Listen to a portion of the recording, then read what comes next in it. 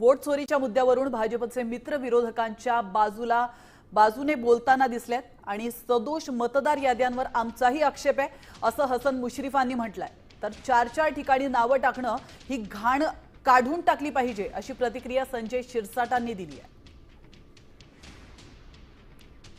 प्रिंटिकल चुका होतात, काही मिस्टेक होतात आणि संधी असताना आपण हरकती घ्यायची तेव्हा आपण घेत नाही आणि मला वाटतं अशा चुका हे मला वाटते प्रशासन दुरुस्त करेल असं मला वाटतं। युतीच्या सगळ्या पक्षांची सुद्धा अशी सदोष मतदार यादीवर निवडणुका घ्यायला आमचाही आक्षेप आहे।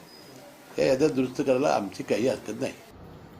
4 ठिकाणी नावं टाकणे, काही बोगस नावं टाकणे, हे जे काय प्रकार आहे ते थांबले पाहिजे हे प्रत्येक नागरिकाचं मत आहे। जो मतदानाला जात नाही त्याच्या नावावर जेव्हा मतदान होतं त्या टायमाला एक आश्चर्याचा धक्का बसतो।